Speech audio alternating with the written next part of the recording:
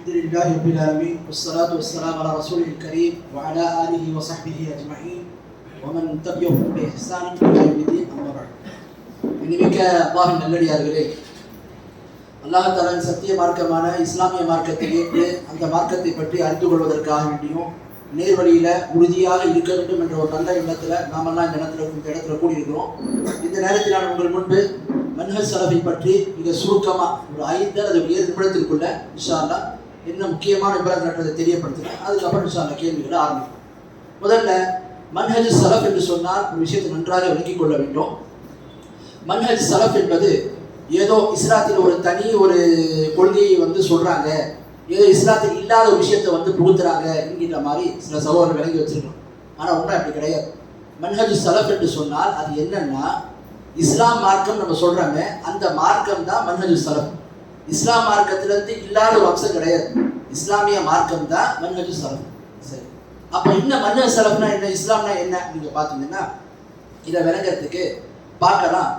இஸ்லாம் என்கின்ற பெயர்ல எத்தனையோ வழி தவறிய கூட்டங்கள் வருது. காதியானிகளும் தங்களை முஸ்லீம்கள் சொல்றாங்க, ஹதீஸ் மறுப்பு கொள்கையில் உள்ளவங்களும் நாங்கள் குர்ஆன் ஹதீஸை பின்பற்றுறோம், நாங்களும் முஸ்லீம் என்று சொல்றாங்க. அதே மாதிரி தர்கா போன்ற வழிபாட்டை சரி காணக்கூடியவங்களும் அவங்க என்ன சொல்றாங்க, தங்களை நாங்களும் இஸ்லாத்தை தான் ஃபாலோ பண்றோம், நாங்களும் முஸ்லீம்கள் தான் என்று சொல்றாங்க. அப்போ எந்த இஸ்லாம் சரியான இஸ்லாம், எந்த இஸ்லாமை அல்லாஹ்வுடைய தூதர் ஸல்லல்லாஹு அலைஹி வஸல்லம் அவர்கள் நமக்கு கொடுத்துட்டு போனாங்க? என்ன ரசூலுல்லாஹ் சொல்றாங்க, தரக்துக்கும் அலல் பைதா, உங்களை நான் தெளிவான நீரோடையின் மீது விட்டு போறேன். லைலுஹா கனஹாரிஹா, அதனுடைய இரவு கூட பகலை போன்றது. லா யஸியு அன்ஹா பாதி இல்லா ஹாலி, யார் அறிவை நாடி போகின்றானோ அவன் தான் அதில் வழி தவறி போவான் என்று ரசூலுல்லாஹ் சொல்றாங்க. அப்போ ரசூலுல்லாஹ் நமக்கு நேர் வழியை தெரியப்படுத்தி கொடுத்துட்டு போயிட்டாங்க. அந்த நேர் வழியை எப்படி நம்ம அறிந்து கொள்வது என்பதை பற்றி பார்த்தீங்கன்னா, மார்க்கும் நமக்கு சில அதற்கான அடிப்படைகளை சொல்லுது. என்ன, குர்ஆன் சுன்னா. ரசூலுல்லாஹ் சொன்னாங்க, தரக்து ஃபீக்கும் அம்ரைன் லன் ததில்லு மா தமஸ்ஸக்து பிஹிமா கிதாபல்லாஹி வ சுன்னதி. உங்கள்கிட்ட நான் 2 விஷயத்தை விட்டு போறேன், அந்த 2 விஷயத்தை பற்றி படித்திருக்கும் காலமெல்லாம் நீங்க வழி தவறவே மாட்டீங்க. ஒன்று அல்லாஹ்வுடைய வேதம் குர்ஆன், 2வது நபி ஸல்லல்லாஹு சொல்றாங்க என்னுடைய சுன்னா ஹதீஸ்கள்ன்றாங்க. இந்த 2 தான். இந்த 2த்தையும் எப்படி பற்றி பிடிக்கணும், யார் சொல்ற மாதிரி பற்றி பிடிக்கணும், இது ரொம்ப ரொம்ப முக்கியம். ஏன்னா குர்ஆன் ஹதீஸ் என்கின்ற பெயர்ல இப்போ நாம ஒரு விஷயத்தை படிக்கிறோம், படிச்சதுக்கு அப்புறம் நமக்கு ஒரு புரிதல் கிடைக்கும். அந்த புரிதலை நம்ம என்ன சொல்றோம், இதுதான் சரின்னு சொல்றோம். நமக்கு அப்புறம் ஒருத்தர் வருவார், அவர் என்ன சொல்லுவாரு, நாம எப்படி புரிஞ்சுக்கிறோமோ அதுக்கு மாத்தமா ஒரு புரிவார். அவர் என்ன சொல்லுவாரு, இல்ல முன்னாடி சொன்ன விளக்கம் தப்பு, நான் சொல்ற விளக்கம் தான் சரின்னு. இன்னொருத்தர் பக்கத்தில் வருவார், இல்ல நானும் அரபி மொழி அறிந்தவன், நான் எனக்கு இதுதான் விளக்கு, இதுதான் கருத்து சரின்னு சொல்லுவார். இப்படி ஒவ்வொருத்தரும் என்ன செய்வாங்க, அவங்களுடைய கருத்துக்களை புகுத்துவாங்க. அப்போ குர்ஆன் ஹதீஸ்ல எது சரியான பாதை, எப்படி அறியறது, நேர்வழியை தெரிந்து கொள்வது, இது குறித்து அல்லாஹ் என்ன சொல்லியிருக்கிறான், அல்லாஹ்வுடைய தூதர் என்ன சொல்லியிருக்கிறான்னு சொல்லி பார்த்தீங்கன்னா, அல்லாஹ் தஆலா குர்ஆன்ல சொல்றான் 4வது அத்தியாயத்துல 115வது வசனம், வமன் யுஷாகிக் ரசூல மின் பஅதி மா தபய்யன அல்-ஹுதா வயத்தபி கைர சபீலில் முஃமினீன் வல்லீஹி மா தவல்லா வனுஸ்லிஹி ஜஹன்னம் வஸாஅத் மஸீரா. யார் ஒருவருக்கு நேர்வழி இன்னதென்று தெரிவானதற்கு பிறகு, நேர்வழி இன்னதென்று தெரிவானதற்கு அப்புறம் யார் தூதருக்கு எதிராகும், தூதருக்கு முரணாகும், தூதருக்கு மாற்றமாக இருந்தால் நேர்வழி கிடையாது தெரியுது. 2வது அல்லாஹ் சொல்றான், முஃமின்களுடைய வழியை பின்பற்றாமல் வேறு வழியில போறாரோ பின்பற்றுவாரோ, வேறு வழியை பின்பற்றுவாரோ அவருடைய போக்கிலே விட்டுருவோம். எங்க கொண்டு நம்ம அவர் நுழைவிப்போம், நரகத்தில் நுழைவிப்போம் என்று அல்லாஹ் சொல்றோம். இந்த வசனத்தை கவனமா பார்த்தீங்கன்னா, அல்லாஹ் நேர்வழி என்று சொல்லிவிட்டு 2 விஷயங்களை சொல்றான். ஒன்று, தூதருக்கு மாற்றமா இருக்கக்கூடாது. 2வது, முஃமின்களுடைய பாதையை பின்பற்றாமல் வேறு பாதைக்கு பக்கம் போகக்கூடாது. அப்படி போனா அது நேர்வழி கிடையாது. அப்ப நேர்வழினா என்ன, தூதரும் அந்த முஃமின்கள் சென்ற பாதை, முதல்ல தூதர், 2வது முஃமின்கள் சென்ற பாதை. இந்த முஃமின்கள் சென்ற பாதை எந்த பாதை, இது யாரை குறித்து பேசப்பட்டிருக்கு என்பதை நம்ம விளங்கிக் கொண்டாலே பிரச்சனை தீர்ந்துடும். ஏன் அப்படின்னு நீங்க பாத்தீங்கன்னா, இந்த வசனத்துல முஃமின்களுடைய பாதை என்று அல்லாஹ் யாரை குறிப்பிட்டு சொல்றான் என்று பாத்தீங்கன்னா, இந்த வசனத்துல முதன்மையா யார் அடங்குவாங்க, இந்த வசனம் இறங்கும் போது சஹாபாக்கள் இருந்தாங்க, அவங்க தான் அடங்குவாங்க. அப்போ அதுல பிரதானமா யார் வருவா, அவங்க தான் வருவாங்க. அப்போ அல்லாஹ் தஆலா முஃமின்களுடைய பாதை என்று யாரை பிரதானமாக குறிப்பிடுறாங்கன்னா சஹாபாக்களுடைய பாதை தான். இதுக்கு என்ன ஆதாரம் என்று நீங்க பாத்தீங்கன்னா, ரசூலுல்லாஹ்வே சொல்லிட்டாங்க முன்னறிவிப்பு, என்னுடைய உம்மத்து கொள்கையில பல்வேறு விதமா பிரிவாங்க, 73 கூட்டமா பிரிவாங்க. சொல்றாங்க, வதஃப்தல் உம்மத்தி அலா 73 ஃபிர்கா, என்னுடைய உம்மத்து 73 கூட்டமா பிரியும். எல்லாமே குல்லுஹும் ஃபின்னார், எல்லாமே நரகத்துக்கு போவாங்க. இல்லா மில்லத்தோ வாஹிதா, ஒரே ஒரு கூட்டத்தாரை தவிர.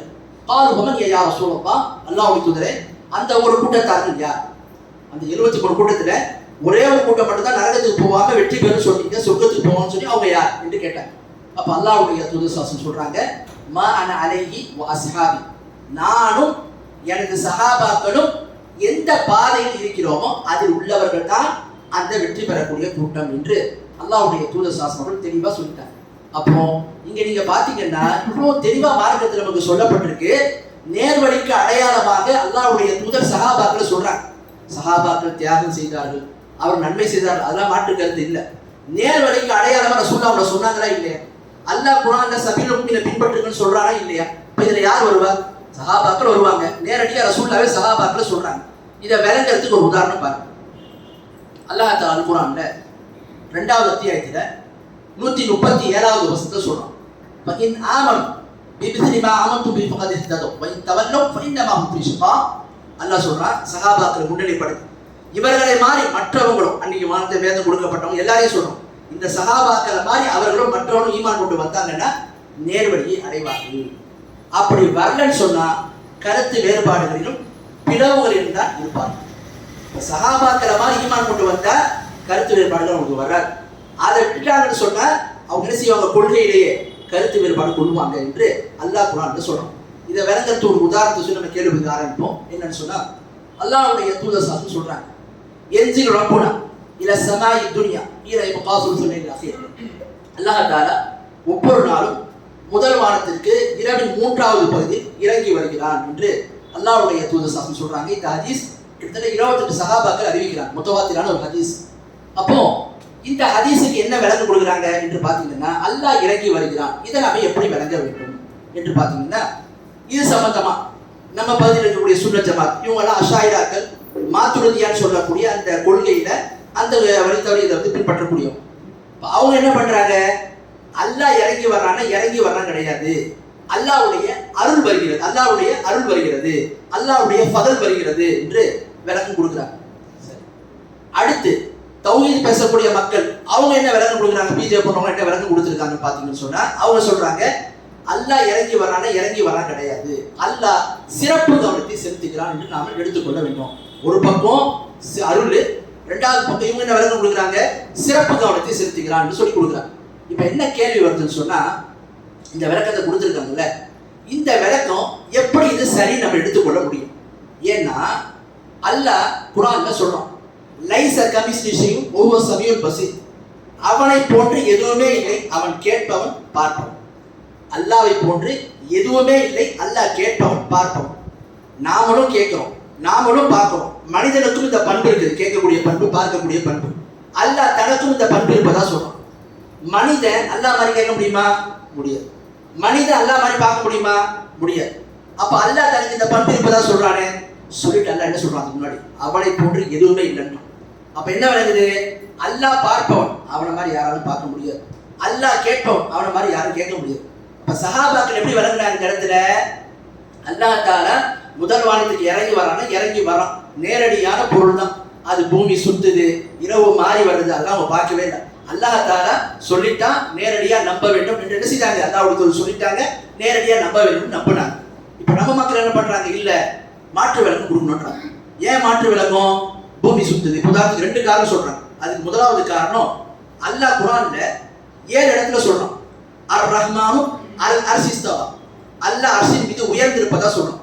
அப்ப அல்லாஹ் அர்ஷின் மீது உயர்ந்திருக்கிறான்னா முதல் வானத்துக்கு வரும்போது என்ன ஆயிடும்? அர்ஷ் காலி ஆயிடும். இது ஒரு காரணம் மாற்று விளக்கம் கொடுக்கிறது தௌஹீத் மக்கள்.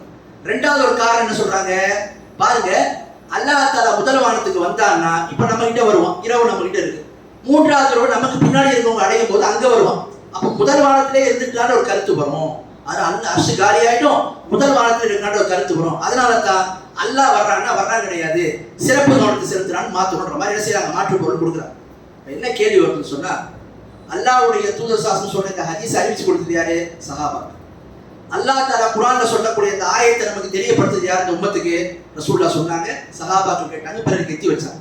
என்ன விளக்கம் சொல்லணும், என்ன கேட்கணும்னு சொன்னா, அல்லாஹ்வுடைய தூதர் அல்லாஹ்வுடைய தூதர்கிட்ட சஹாபாக்கள் எத்தனை கேள்விகளை கேட்டாங்க. இதுக்கு என்ன விளக்கம்? வஹன்னா என்ன? தஜ்ஜால் 40 நாள் வருவான், முதல் நாள் ஒரு வருடம் வரணும், எத்தனை வக்து தொழுவணும் என்றதான் கேட்டாங்க.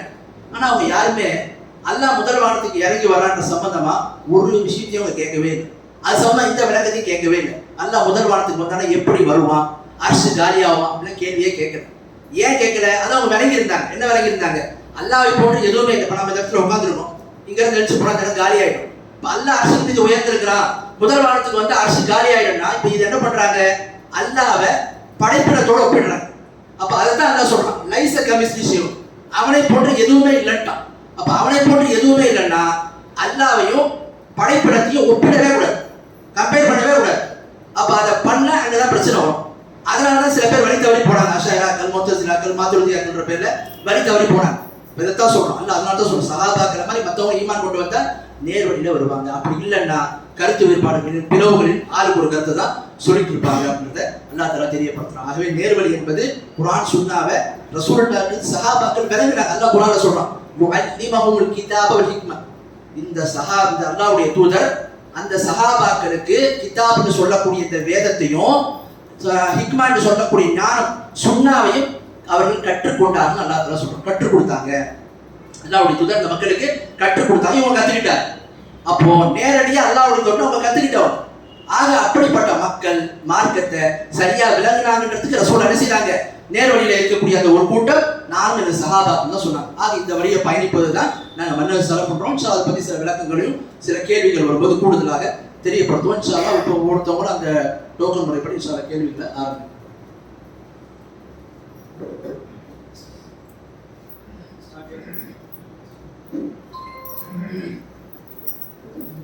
வர வர வர வர வர இங்கே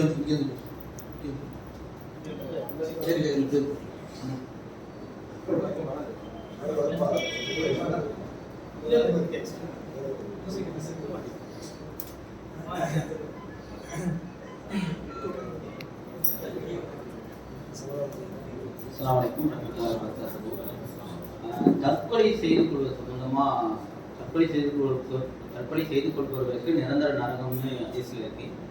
ஆனால் சமீபத்தில் நீங்கள் வந்து இல்லை அப்படின்னு சொல்றீங்க. ஜாக்ல அமைப்பில் இருக்கக்கூடிய அப்துல் காதர் தானே, அது மதனி, அவங்க கூட இல்லைன்னு சொன்னதுக்கு அவங்க வந்து முத்தஸிலாத்துடைய கொள்கையை பரப்புறாரு அப்படின்னு சொல்லிட்டு பதிவு போட்டுருந்தீங்க. உண்மையாக விளக்கம் தரணும். தற்கொலை செய்தவங்க சம்பந்தமா ஒரு கேள்வி கேட்டிருக்காங்க. தற்கொலை செய்தவங்க சம்பந்தமா ஹதீஸுகளை நிரந்தர நரகம் தானே வருது. அப்போ அது வந்து நம்ம மாற்றி ஒரு கருத்தை சொல்றோம், நிரந்தர நரகம் இல்லைன்னு சொல்றோமே, இந்த கருத்து வந்து சரிதானா அப்படின்ற மாதிரி ஒரு கேள்வியை கேட்டாங்க. இது சம்பந்தமான விளக்கங்களை நீங்க பார்த்தீங்கன்னு சொன்னா, முதல்ல மார்க்கம் நமக்கு சில அடிப்படைகளை சொல்லு. என்ன அடிப்படைன்னு சொன்னா, ஒரு மனிதன் இந்த இஸ்லாமிய மார்க்கத்தை விட்டு வெளியே போறதுக்கு சில காரியங்கள் இருக்கு. ஒரு மனிதன் இஸ்லாமிய மார்க்கத்தை விட்டு வெளியே போறதுக்கு சில காரியங்கள் இருக்கு. எப்படி? ஒருத்தர் முஸ்லீம் ஒருத்தர் பிரகடனப்படுத்துறாரு, தன்னை முஸ்லீம்னு சொல்றாரு. ஆனா என்ன பண்றாரு? அல்லாஹ்வுக்கு இணை வைக்கிறார், அவுலியாக்கள் மகான்களுக்கு சஜ்தா செய்தார். இப்ப இவர் தன்னை முஸ்லீம்னு சொன்னாலும் அல்லாஹ் அல்லாதவங்களுக்கு சிரமளித்தா சஜ்தா செய்தா ஷிர்க் செய்தவர் ஆயிடுவார். இவர் என்ன ஆயிடுவார்? இஸ்லாத்தை விட்டு வெளியே போயிடுவார். அப்ப ஒருவர் இஸ்லாமிய வட்டத்தை விட்டு வெளியே போறாருன்னு சொன்னா அவர் இஸ்லாமிய எல்லையிலிருந்து இஸ்லாமிய முஸ்லீம் என்ற நிலையிலிருந்து இருக்க மாட்டார். அப்ப நல்லா ஒண்ணு விளங்கிக்கணும், இஸ்லாமிய மார்க்கத்தை விட்டு ஒருவர் யார் வெளியேறி செல்வார் என்று சொன்னால் இணை வைக்கக்கூடியவங்க, ஷிர்க் செய்யக்கூடியவங்க, குஃபுர் செய்யறவங்க, நயவஞ்சகத்தனம், அதாவது கொள்கையில நயவஞ்சகத்தனம் பாருங்க, முனாஃபிக்கள் இருந்தாங்க, அந்த மாதிரி நிலையில் உள்ளவங்க தான் இஸ்லாமிய மார்க்கத்தை விட்டு வெளியே இருப்பாங்க. அது அல்லாத ஒருவர் இஸ்லாமிய மார்க்கத்தை ஏற்றுக்கொண்டு அல்லாஹ்வுக்கு இணை வைக்காம குஃபுர் செய்யாம பெரும்பாவங்கள்ல இருந்து வேற எந்த ஒரு பாவத்தை செஞ்சாலும் அவர் என்ன ஆக மாட்டார்? இஸ்லாத்தை விட்டு வெளியே போக மாட்டார். விளங்குதுங்களா? இதுதான் இஸ்லாம் சொல்லக்கூடிய அடிப்படை. அதனால தான் அல்லாஹ் குர்ஆன்ல சொல்றான், 4வது அத்தியாயத்துல 48வது வசனம், இன்னல்லாஹ் லா யக்ஃபிரு அன் யுஷ்ரக பிஹி வ யக்ஃபிரு மா தூன ذلك லிமன் யஷா. நிச்சயமா அல்லாஹ் ஷிர்க் என்ற பாவத்தை மன்னிக்கவே மாட்டான். ஷிர்க் என்ற பாவத்தை மன்னிக்கவே மாட்டான். இது அல்லாத பாவத்தை தான் நாடியவர்களுக்கு மன்னிப்பதாக அல்லாஹ் தஆலா சொல்றான். அல்லாஹ் ஷிர்க் என்ற பாவத்தை மன்னிக்க மாட்டான், இது அல்லாத பாவத்தை தான் நாடியவர்களுக்கு மன்னிப்பதாக தெரியப்படுத்துறான். அப்ப ஷிர்க் அல்லாத பாவத்தை மன்னிப்பது என்று சொன்னால் அதுல வேற என்னென்ன பாவங்கள் இருக்கோ எல்லாம் வந்துடும். ஷிர்க் அல்லாத குஃப்ர் அல்லாத என்னென்ன பாவங்கள் இருக்கோ எல்லாம் வந்துடும். இதை விளங்கறதுக்கு இன்னொரு ஹதீஸோட பாருங்க. அல்லாஹ்வுடைய தூதர் சாசம் சொல்றாங்க, யுஹ்ரஜு மினன் நாரி மன் கால லா இலாஹ இல்லல்லாஹ் வ ஃபீ கல்பிஹி வத்ரபுரத்து மின் கைர். யார் ஒருவர் லா இலாஹ இல்லல்லாஹ்ன்ற கலிமாவை சொல்லி அவருடைய உள்ளத்துல ஒரு அணு அளவு நன்மை இருந்தால் கூட நரகத்திலிருந்து அவர் வெளியேற்றப்பட்டுருவாரு. யார் ஒருவர் லா இலாஹ இல்லல்லாஹ்ன்ற கலிமாவை சொல்லி அல்லாஹ்வுக்கு இணை வைக்காம அந்த கொள்கையில உறுதியா இருந்து அவர்கிட்ட அணு அளவு தான் நன்மை இருந்தாலும் அவர் நரகத்திலிருந்து கடைசியில் வெளியேற்றப்படுவார் என்று அல்லாஹ்வுடைய தூதர் சாசம் சொல்றாங்க. இந்த ஹதீஸ் சஹீஹ் முஸ்லிம் போன்ற ஹதீஸ் கிரந்தங்கள்ல இருக்கு. இப்ப பாருங்க, அல்லாஹ் ஷிர்க் அல்லாத பாவத்தை தான் நாடியவங்களுக்கு மன்னிப்பதா குர்ஆன்ல சொல்றான். அல்லாஹ்வுடைய தூதர் சொல்றாங்க, ஒருவர் நரகத்திற்கே சென்றாலும் லா இலாஹ இல்லல்லாஹ் சொல்லி அவருடைய உள்ளத்துல அணு அளவு நன்மை இருந்தால் கூட அவர் என்ன ஆயிடுவாரு, அது நரகத்திலிருந்து வெளியேற்றப்படுவார் என்று தெரியப்படுத்தினார். இந்த ரெண்டு. அடுத்து மூணாவது பார், முஸ்லிம்ல வரக்கூடிய ஒரு ஹதீஸ் நபிகள் கிதாப் ஈமான்ற பாடத்துல, அந்த இறை நம்பிக்கைன்ற பாடத்திலே வரும். நபிகள் நாயகம் சாசனத்துல மக்காவோட அவங்க வந்து இஸ்லாத்தை எடுத்து சொல்லும் போது துஃபைல் இப்னு அமர் அத்-தௌஸின்னு ஒரு சஹாபி, தௌஸ் குலத்தை சேர்ந்த ஒரு சஹாபி, அவங்க என்ன பண்றாங்க, ரசூலுல்லாஹ்வை சந்திப்பதற்காக வராங்க. வந்து இஸ்லாத்தை ஏற்றுக்கொள்றாங்க.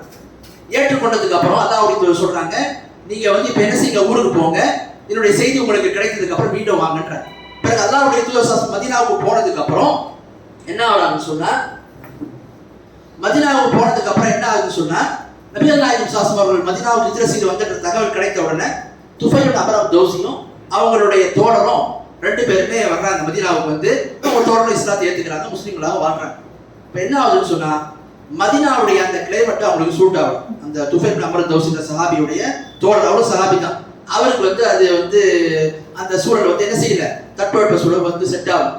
அப்புறம் என்ன பண்றாரு, ரொம்ப கடுமையா நோய்வாய்ப்படுறாரு. அந்த நோயை பொறுக்க முடியாம அவர் என்ன பண்றாருன்னா, தன்னுடைய அந்த நாடி நரம்புகளை அறுத்துக்கிறார். அறுத்ததுக்கு அப்புறம் அதிகப்படியான ரத்தங்கள் வெளியேறி அவரு மரணிச்சிடார். அப்போ இந்த விஷயம் என்ன ஆகுது, அதுக்கப்புறம் வந்து அவர் இறந்து சில காலத்துக்கு அப்புறம் என்ன பண்றாங்கன்னா, துஃபைல் இப்னு அமர் அத்-தௌஸி கனவுல காண்றாங்க. அந்த சஹாபியை கனவுல காண்றாங்க. இவங்களும் சஹாபி தான். எப்படி காண்றாங்கன்னா, அவர் வந்து இருக்கிறார், கிட்ட கேட்கிறாங்க, நீங்க எப்படி இருக்கீங்க, அல்லாஹ் வந்து நான் ஈமான் கொண்டு ஹிஜ்ரத் செய்ததினால் அல்லாஹ் என்னை மன்னித்து விட்டான் என்று சொல்றாங்க. அடுத்து கேட்கிறாங்க, உங்க நிலை என்னால எப்படி இருக்கு, நான் நல்ல நிலையில இருக்கிறேன், ஏன் உங்க கைகளை மறைச்சிருக்கீங்கன்னு கேட்கிறாங்க. இல்ல, நான் அல்லாஹ் சொல்லிட்டான், எந்த கைகளை நீங்க நாசப்படுத்திட்டீங்களோ அந்த கையை வந்து நான் சரிப்படுத்த மாட்டேன்னு அல்லாஹ் சொல்லிட்டான், அதனால தான் அது குறைவுடையதாக இருக்குது, நான் மறைத்திருக்கிறேன்னு சொல்லி சொன்னாங்க. அப்போது இந்த கனவு இதோட பிடிச்சா அதுக்கு எந்த விதமான அர்த்தமும் இல்லை. என்ன பண்றாங்க, அந்த கனவை கேட்டுட்டு வந்து அல்லாஹ்வுடைய தூதரை பார்த்துட்டு வந்து அல்லாஹ்வுடைய தூதர் சொல்றாங்க, அல்லாஹ்வுடைய தூதரே, இப்படி நான் என்னுடைய தோழரை பற்றி, என்னுடைய நண்பரை பற்றி இப்படி கனவுல பார்த்தேன், இப்போ இதை பத்தி நீங்க தெரியப்படுத்துங்க என்னன்னு சொல்லி சொல்றாங்க. அப்போ அல்லாஹ்வுடைய தூதர் சாசம் என்ன பண்றாங்கன்னா, அல்லாஹ் உஃபர்லியதை, அல்லாஹ் அவங்களுடைய அந்த இரு கரங்களையும் நீ மன்னித்தருள்வாயாக என்று பிரார்த்தனை செய்தாங்க. அல்லாஹ்வுடைய தூதர் அந்த இதில் என்ன செய்யறாங்க, அவர் இறந்தவருக்காக வேண்டி பிரார்த்தனை செய்தாங்க, அவருடைய மன்னிப்புக்காக வேண்டி பிரார்த்தனை செய்தாங்க அப்படின்றத பார்க்கணும். அப்போ இதுல நமக்கு என்ன விளங்குதுன்னு சொன்னா, இந்த ஹதீஸ்ல இருந்தா இஸ்லாமிய அறிஞர்கள் ஒரு ஆதாரத்தை எடுக்கிறாங்க. பாருங்க, அல்லாஹ்வுடைய தூதர் தற்கொலை செஞ்சவங்க நிரந்தர நரகத்துக்குரியவங்களா இருந்தாங்கன்னா, அவங்க இஸ்லாத்தை விட்டு வெளியேறிடுவாங்கன்ற நிலைக்கு வந்தாங்கன்னா, அவங்களுக்கு மன்னிப்பே கிடையாதுன்னு சொன்ன என்ன செஞ்சிருப்பாங்க, அல்லாஹ்வுடைய தூதர் அவங்கள்ட்ட சொல்லியிருப்பாங்க, நீங்க வந்து அவர்களா துவா செய்ய மாட்டேன்னு சொல்லியிருப்பாங்க. என்ன சொல்றாங்க, துவா செய்தாங்க சொல்லு. அப்ப இதைத்தான் வச்சு சொல்றாங்க ஆதாரமா, தற்கொலை செய்பவர் இஸ்லாத்தை விட்டு வெளியேறிட மாட்டார், காபிராக ஆகிவிட மாட்டார் என்று தெரியப்படுத்துறாங்க. அப்ப நான் உங்களுக்கு குர்ஆனுடைய ஒரு ஆயத்தை தெரியப்படுத்தின, இரண்டு ஹதீசுகளை தெரியப்படுத்தணும்.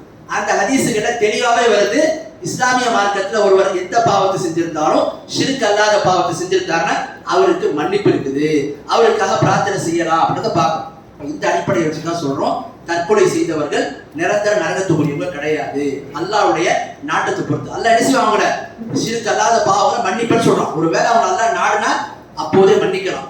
அப்படி இல்லை என்றால் அவர்கள் செய்த குற்றத்திற்காக வேண்டி குறிப்பிட்ட காலம் வரைக்கும் நரகத்துல தண்டனை அனுபவித்து விட்டு பிறகு அங்கிருந்து அவங்க என்ன செய்யப்படுவாங்க, வெளியேற்றப்பட்டு சொர்க்கத்துக்கு கொண்டு வரப்படுவாங்க அப்படின்றத பார்க்கணும்.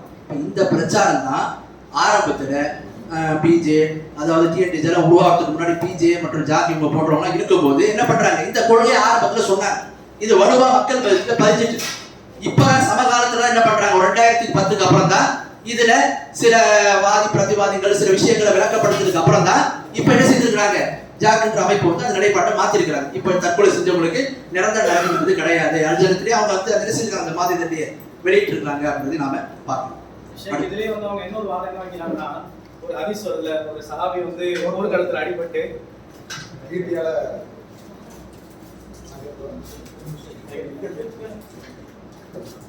அதே சைடு வந்து போர்க்களத்துல சஹாபி வீரமா போயிட்டு அதே மாதிரி ஈட்டியை வச்சு தன்னைத்தானே சுத்தி தற்கொலை பண்ணி செத்த பிறகு ரசூலுல்லாஹி வந்து இவங்க நரகத்துக்கு சேர்த்த மாதிரி சொல்லுவாங்க ஒரு செய்தி. அது சம்பந்தமாவும் அப்படி நினைக்கிறேன். அப்ப தற்கொலை சம்பந்தமா நம்ம சில விஷயங்களை தெரியப்படுத்தணும். அப்ப முதல் அடிப்படை என்னன்னு சொன்னா, ஒருவன் இஸ்லாமிய மார்க்கத்துல வட்டி வாங்குறதுனாலயோ, அதனால வட்டி ஹலால் கிடையாது, வட்டி ஹராம் தான், பெரும்பாவம் தான். ஷிர்கை தவிர மற்ற எந்த பாவத்தை செஞ்சாலும் அல்லாஹ் என்ன செய்யறான், தான் நாடியவங்களுக்கு மன்னிப்பதா சொல்றான். அல்லாஹ் நாடினா அவளை மன்னிக்கலாம், அப்படி இல்லைன்னா குறிப்பிட்ட காலம் வரைக்கும் நரகத்துல அவங்க தண்டனை அனுபவித்து விட்டு சொர்க்கத்துக்கு வந்துடுவாங்க அப்படின்னு பார்க்கணும். ரெண்டாவது சவால் கேட்டாங்க, இந்த மாதிரி வந்து ஒரு நபர் போர்க்களத்துல அல்லாஹ்வுக்கு சொல்லுவாங்க, யாரேனும் ஒரு நரகவாசியை பார்ப்பதாக இருந்தால் இவரை பார்த்து கொள்ளுங்கன்னு சொல்லிட்டு சொன்னாங்க. அப்ப அவர் வீர தீரமா சண்டை போட்டாங்க. இப்ப சஹாபாக்களுக்கு ஆச்சரியமா இருந்துச்சு, இந்த அளவுக்கு சண்டை போடுறாரு இவரை குறித்து ரசூலுல்லாஹ் சொல்றாங்க. அவர் என்ன செய்யறாரு, போர்க்களத்துல காயப்பட்டதுக்கு அப்புறம் என்ன பண்றாரு, அந்த வலியை பொறுத்து கொள்ள முடியாம தன்னுடைய ஈட்டியை பூமியில் நட்டி விட்டு மேலிருந்து வந்து குதிச்சு என்ன செய்யறார், தன்னை மாய்த்துக் கொள்கிறார், தற்கொலை செய்கிறார் ஒரு சம்பவம் வருது. அப்ப அல்லாஹ் சொல்றாங்க, சில பாவிகளை கொண்டும் அல்லாஹ் இந்த மார்க்கத்துக்கு என்ன செய்யறான், மேலோங்க செய்யறான் என்ற மாதிரி ரசூலுல்லாஹ் சொன்னாங்க அப்படின்றத நம்ம பார்க்கிறோம். சில ஹதீஸ்கள் வருது, இன்னமல் அமாலு பில் ஹவாத்தி, செயல்கள் அனைத்துமே உங்களுடைய கடைசி இதை பொறுத்து தான் இருக்கு. எனவே கடைசி அமல்கள் விஷயத்துல கவனமாக இருந்து கொள்ளுங்கள் என்பதும் அல்லாஹ்வுடைய தூதர் சொன்னாங்கன்றத பார்க்கணும். அந்த ஹதீஸ்ல வரக்கூடிய நபர் யார் என்பதை குறித்து பார்க்கும்போது, அல்லாஹ்வுடைய தூதர் சாஸ்முடைய அவர்கள் போர்க்களத்துக்கு செல்லும் போது முஸ்லிம்கள் மட்டும்தான் ரசூலுல்லாஹோட வருவாங்க. சில முனாஃபிக்குகள் கூட சில ஆதாயத்துக்காக வந்திருக்கிறார். அப்ப அவர் யாருன்னு சொல்லும் போது, அவர் தன்னுடைய உயிரை மாய்த்து கொண்டாரே அவர் யார் என்பதை குறித்து சொல்லும் போது, அவரை குறித்து ரசூலுல்லாஹ் சொல்றாங்க, முன்னறிவிப்பு செஞ்சிருக்கிறாங்கன்னா இவங்க சஹாபி லிஸ்ட்ல வரக்கூடியவங்க இல்ல அப்படின்றதையும் தெரியப்படுத்துறாங்க.